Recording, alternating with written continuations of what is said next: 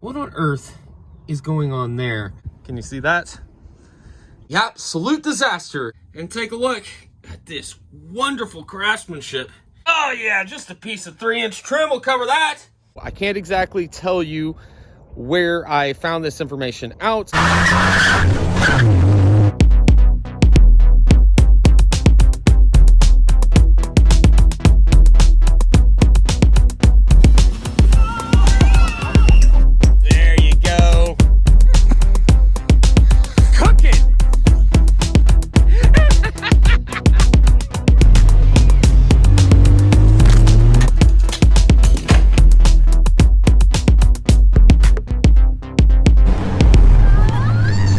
Welcome back, you guys. I'm Billy D, and this is, of course, Drink, Smoke, Build. And this is a 1985 Chevy G30 Shasta 24-foot long RV that I bought at auction for $1,200. And today we're going to be going through and checking this out from front to back, top to bottom, looking at everything that needs to be replaced, which is everything, and talking about what I plan on doing exactly with this RV and with this restoration or remodel here in the future. So let's go ahead and walk around and start talking about what I got and what is wrong with it, starting with the exterior. All right, so one nice thing about this RV that I got here is that it has a Chevy 350 under the hood, which, as you guys know, one of my favorite motors, the Chevy small block. And it is a 1985, so it is carbureted. Let's go ahead and pop the hood.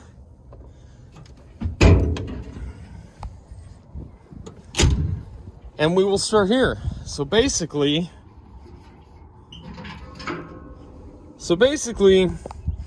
everything seems to look pretty good. You can't see a whole lot because of these tiny little hoods. I have it uncovered on the inside so we can take a better look there. But everything looks to be in good working order up here in the front, with the exception of what on earth is going on there. It looks like maybe there was a fire at one point. It's all real hard, so I don't know if it's just gunk that's built up or if it's melted plastic from a fire. I have no idea, but it runs and drives great, so I really couldn't tell you what that is. Maybe that's to the motorhome itself and not actually to the engine. But as you can tell, there's no battery in it because it is dead. And I've been using the battery out of the Suburban for driving this thing around, moving it around the yard. But the alternator is out on it as well, so that's something that I'm gonna have to replace here before I can, take it on any trips or even really get it off the property. So moving on to the tires, a lot of you guys know these old 16.5 tires are hard to find and expensive.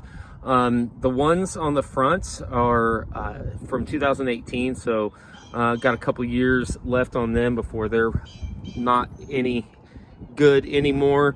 As you can tell, a little bit of rust here and there, so we're gonna clean all that up, pull everything off. I'm gonna try to find some replacement rims down to 16-inch because the tires for those much easier to find and not nearly as expensive as well. So as we move on, dude, this thing is in such good condition on the exterior. Like, if you polish this up, got rid of that little bit of oxidation, this thing would just absolutely shine. The chrome and everything still looks good. The bumper on this thing, I've never seen a bumper on an old Chevy van like this that wasn't all beat to crap. So really well taken care of. The grill definitely has a couple of spots like where it's broken here, but I can repair that And I'm probably going to keep the original grille, repair it. I might swap out the headlights with LED lights, but that would be one of those like finishing touches thing. So that would be way down the line. One thing I am going to do is all of the marker lights all the way around this thing, I am going to switch out to LED. The color, this tan taupe khaki-ish color, that's great, but not really my thing. And I think in white would just really make this thing pop. So the plan is to paint it white and then have a few chrome accessories like the bumper, but everything else is going to be trimmed in black. Like I'll coat that entire grille in black and probably the mirrors as well. But besides that, it is definitely going to get a painting and a sealing. And as you guys could probably tell, this is fiberglass, not aluminum or vinyl or rubber like a lot of RVs. But this is fiberglass, so there's some good and bad to that. One of the goods is it's very lightweight and very structural. One of the bads is that it sucks to have to repair. Just anybody that's worked with fiberglass knows that stuff sucks. But anyway, down here is really the only major damage to the exterior. Here, of course, we've got this aluminum panel that runs along the bottom. That's not part of the fiberglass, and it runs all the way around. And as you guys can see here, it is void of just about anything. So that's a little bit of wasted space, which is where I plan on relocating the water tanks, freshwater, gray water, and black water. Not all on this side. We'll have some on this side and some on the other side to give it balance. That's where I'm going to relocate those two. As you'll see when we get inside, I don't believe there are any inside. I think they were removed. It used to have them because you've got a potable water inlet there and a city water inlet here. So I'm pretty sure that it had tanks on it originally, but they've been removed, or at least I haven't been able to find them inside. So yeah, we are definitely going to put replacement ones down in that area there when I replace that skirt.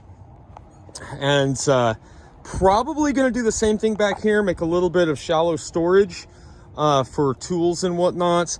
Every single one of these outer plastic pieces, adapters, whatnot, for the fuel, for the this is for the shore power, all of that's going to get replaced.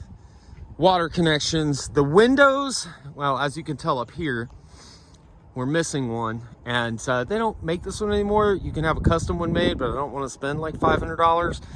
So I'm probably going to open this up and put in a rectangular window instead of one that is at a like 45-degree angle like it is there. At least that's the plan so far. One thing I do want to ask of you guys real quick before I get too far into this, please, please, please, if you have any experience doing this, restoring these old RVs or doing fiberglass work or window work or whatever it happens to be, please give me your advice in the comments below if you've done anything like this, because I really appreciate the expertise from you guys out there. And I have done quite a bit of things I'm going to be doing to this, but definitely not all of it. And there's a lot of stuff I'll be doing for the very first time. So please hit me up in the comments. Let me know what you think I should do with certain things in terms of materials, processes, so on and so forth. Thanks again for that. Let's go ahead and get back to this. Okay, so windows, the ones that are in here. Seals are failing on most of them, both to the RV and then around the glass. So I'm going to be replacing those. Found a place online you can get those replacement strips. These windows back here, pretty much same story, even already missing on this side. This one over here,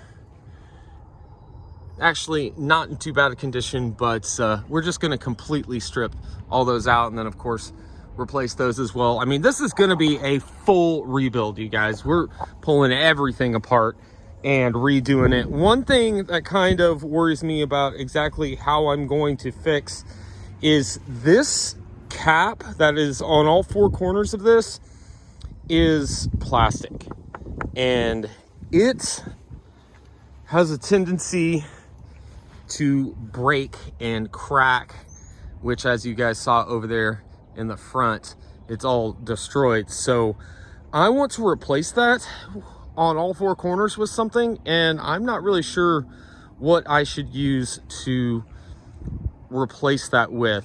Guys, let me know in the comments what you think of that. So back here, as you could tell, they're using these magnet trailer lights because the original lights do not work. We're going to be swapping those out anyway with LEDs and the markers. Everything light wise on the outside, probably even the headlights, are going to be swapped to LEDs at some point. Ladder, let's go ahead and take a look on the roof. Ladder's in good condition, a little dent down there, but that's about it.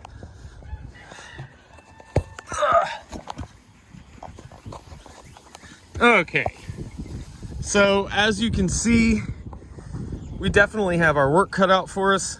Can you see that? Yeah, we're gonna have to definitely take apart the roof on the inside, pull all these vents off, take all this nasty caulking, clean it off. It looks like somebody tried to seal it and did a really, really miserable job. So we're gonna be getting rid of all that and doing it the correct way. I am not looking forward to working on this roof, but fortunate thing is it is a metal roof instead of rubber, so I don't have to worry about it completely rotting away every 2 to 3 years.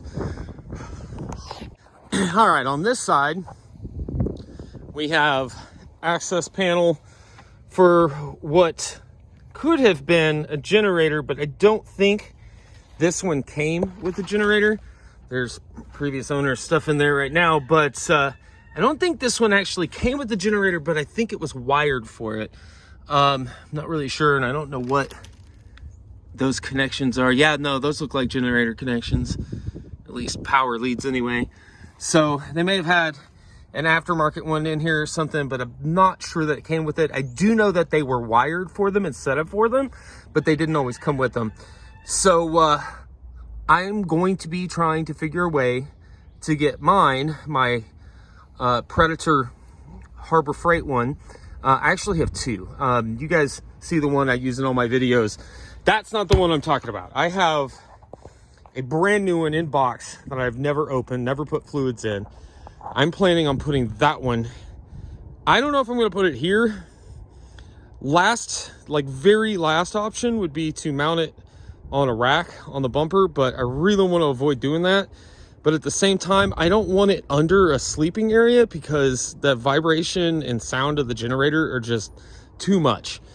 So I'm trying to figure it out exactly where I want to put it in the RV. So again, in the comments, let me know where you think that would be good. I could definitely take this box down and just put a panel here and put it somewhere else. That's not a big deal.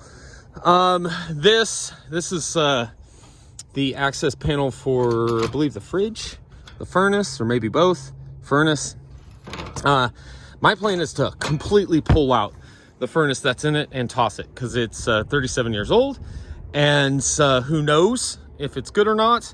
And I don't want to mess around with something that old again. I'm going to be rebuilding this from the ground up. So I haven't exactly decided what my heat options are going to be. I'm not sure if I'm going to use a furnace or I'm just going to leave heat out completely, because the intention is to use this mostly in the summertime. So definitely going to have air conditioning put in it, but not exactly sure on what I want to do in terms of heat. So this door, I think, is going to need to be replaced. It's not in the greatest of condition. Oh, and you know what? I can't go in that way because I have it locked from the inside. So let's go ahead and step in the cab. So this this isn't nearly as big a disaster as it looks. There's a cover that goes over this that makes it look all nice, clean and whatnot, but that's the motor, and it's right there in your lap while you're driving, because that's the way these old vans are.